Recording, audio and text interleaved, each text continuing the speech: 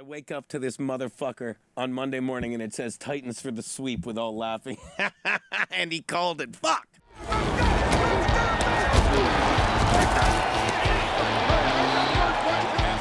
action fakes it for Panthers zone. Yes, touchdown.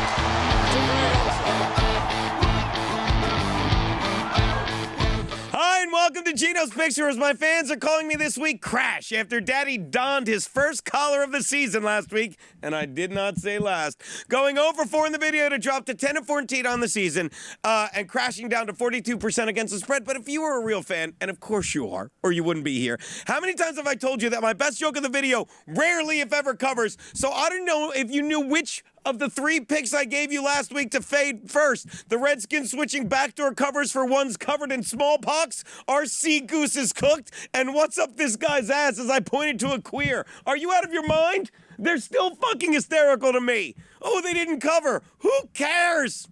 Anyway, maybe what I should be telling you fans is that come back every week, that while these videos have boasted about a 50% success rate, they're batting 1,000 at cracking this guy up. As evidenced by the fact that that had to be the 30th time I told each of those jokes this past week, and I'm still fucking laughing just as hard. Almost as hard as you're laughing at yourself for actually being shocked that I missed every pick. But as I've been saying forever, that while the past dozen seasons of the 14 have seen my hit rate fall between 50 and 58%, my best 2 seasons, and Garrett will agree, were my first 2. Season 1, I was 63% against the spread, and Season 2, I was 39% against the spread. And everyone knew to fade me, and that's actually a season where I can claim I went 61%. At any rate, I'm not changing a thing, so it's up to you to decide whether you want to fade or follow. So with that, you decide as we get to it. Yahtzee, bitch! My first pick, the Panthers are giving 3 to the G-Men at MetLife Stadium. I didn't like any of the fucking 1 o'clock games, but you got to pick one. You got to. You know what Sam Darnold's record is, Garrett, playing in MetLife Stadium in a Jets uniform? Me neither. And the only person that wants to suffer through totaling up that disaster more than any of us is Darnold himself, who probably spent many a Sunday afternoon being picked up off the carpet, wishing the guy pulling up in a Jets jersey was wearing any of 30 other ones. Not 31 other ones, because he just didn't want anything with the initials NY on it. Well, Darnold gets his wish this Sunday, and he gets to play in familiar surroundings, surrounded by a far better cast. And while he'll be wearing his new fucking Panthers uniform, the Giants will still be covered in the same stench of failure. Take the Panthers and lay the 3, so long as they don't fucking get a punt block on the last fucking drive of the game. Take the Panthers, lay the 3. Yeah. My next pick, the Lions are getting 15. 15! I showed up to Vegas with a boatload of points. They're getting 15 from the Rams in Detroit. Thomas Wolfe famously said you can't go home again, just as Joe Biden, who was the recipient of more F-bombs thrown in his direction than Matt Stafford has tossed in the direction of his wide receivers all year. With the only differences being that while Stafford's completed about 80% of his passes of more than 20 yards or more the first 3 weeks of the season, the people telling Joe Biden to go fuck himself were 100% accurate. Fuck him. Fuck that old, deteriorating. If you're ever in a room like I was last night, I threw a comedy set because somebody's like, well, it's better than Trump. Anyone that says that now, I don't care if you don't like it, dead to me. I'm doing it again. Well, I'm just riding the wave of that joke. Well, Stafford can expect the same kind of reception when he gets to Detroit, where while he has spent the past season showing the Detroit offense what he was capable of once he had better pieces, the Lions' defense will remind him of what they are capable of. There's a new Pad Stafford in Detroit, and James Goff will keep this close. Take the Lions and the 15 you're fucking getting.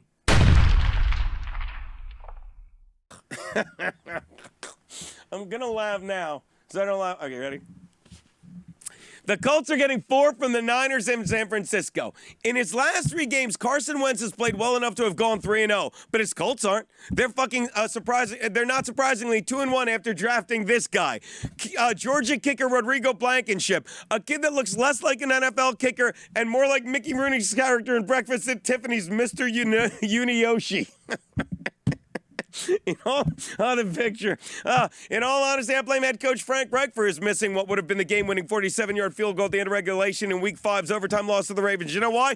Because he should have just asked his kid to look into the fucking future and tell him if he was going to hit the kick.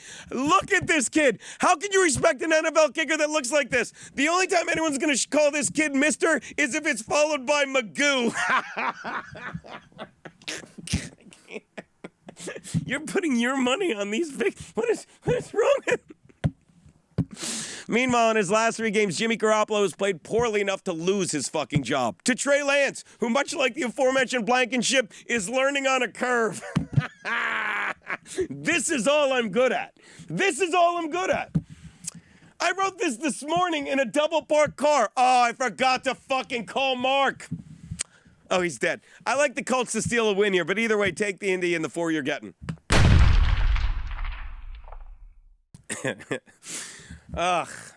Which brings me to my double your money Monday night bet. Okay?